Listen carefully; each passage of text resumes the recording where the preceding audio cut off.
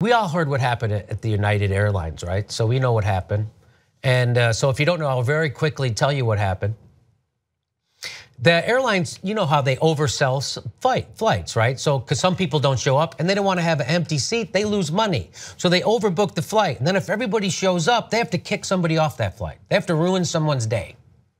And the way they get you to get off the flight is they offer you incentives, like they'll offer you $400 or a free flight wherever you want to go. And until someone takes it, I've been on planes like that, and I can't get off the plane because I'm going to a show. There's 200 people showing up to see me tell jokes. I got to go there.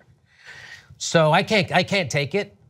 So that's what happened with United. They overbooked the flight. Now they had crew that had to get on another flight in Louisville.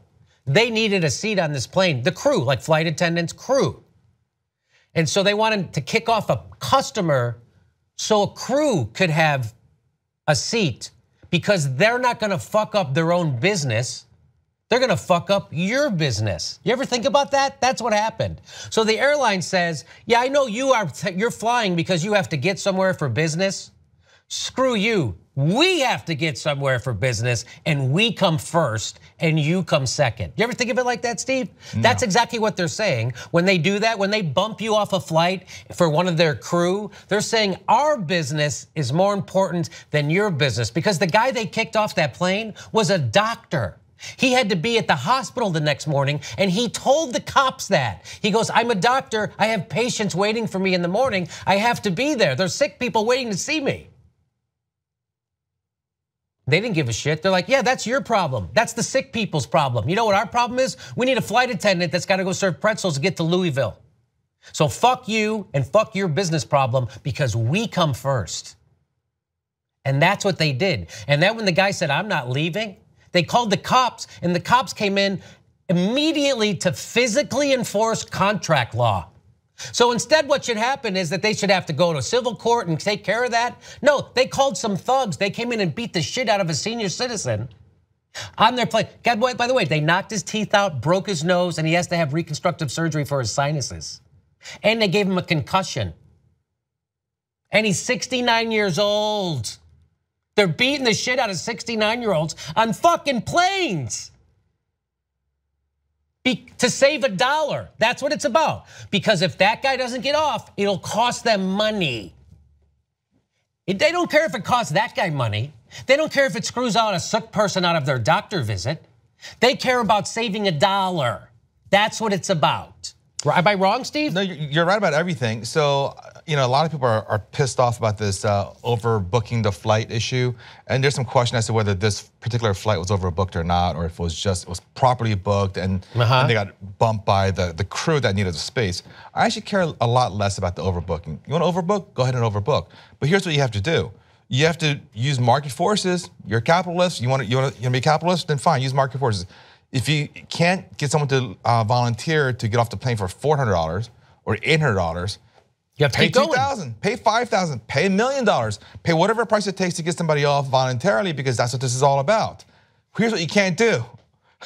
You can't overbook and then beat the crap out of people if they don't get off the plane. I mean, that's crazy. Yeah, you have to keep giving them incentives. Exactly, yeah. That's nuts to me, right? So go ahead, keep overbooking, and if people, the other thing too is that you should give them cash. Okay, what is this bullshit? $400 in credit for a United Airlines flight, because for some people, that's not a real inducement because they only fly once a year. Yeah. I mean, for me that works because I fly often, but for most people they fly once a year, maybe once every other year, once every 5 years. Yeah, it's not a big incentive. So give them cash and make this a true auction and get people off there and put your crew in there. Then we avoid the problem.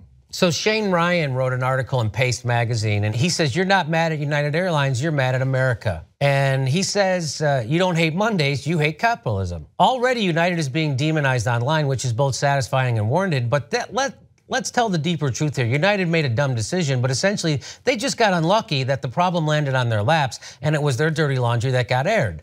They are a cruel agent without a doubt, but they are not some lone wolf. They are a product of an indifferent system that increasingly devalues individual life, and that system is called America.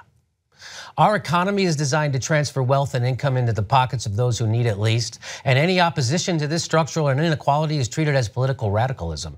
That's a great point. Our current president won in large part because he represented a philosophy of fear and hatred toward outsiders. We will start wars in foreign countries that destabilize whole regions for no gain, but we will not accept refugees who have suffered unspeakably, sometimes at our hands, in those same countries. We will, in fact, contravene our stated principles of accepting the tired, the poor, the huddled masses, and actually enact policies designed to remove aspiring citizens from our country, to break up families, and further marginalize those who have nothing. Our police are empowered to shoot and kill our own citizens for dubious reasons, and especially if the victim happens to be a minority, escape all prosecution. Harmful free trade agreements have been passed to milk profit from globalism, with no thought given to the loss of jobs, money, and dignity for American workers, or the slave wages and environmental destruction unleashed abroad. The agency designed to protect the environment in our country is now controlled by climate change deniers, which mortgages the future for our children and grandchildren and puts us further behind in a race we are already losing. What the hell? Let's repeat that one since it seems important. Our planet is dying, and far from solving the problem, we're now one of the world's leaders in making it worse. The reality is plain. United Airlines is not the disease. United Airlines is a symptom of an infected country whose institutions of power no longer respect the dignity or the sanctity of the individual life. They don't care about you. It is commendable and necessary to direct your outrage at this particular corporation on this particular day, but keep the larger truth in mind. You are not mad at United Airlines. You are mad at America.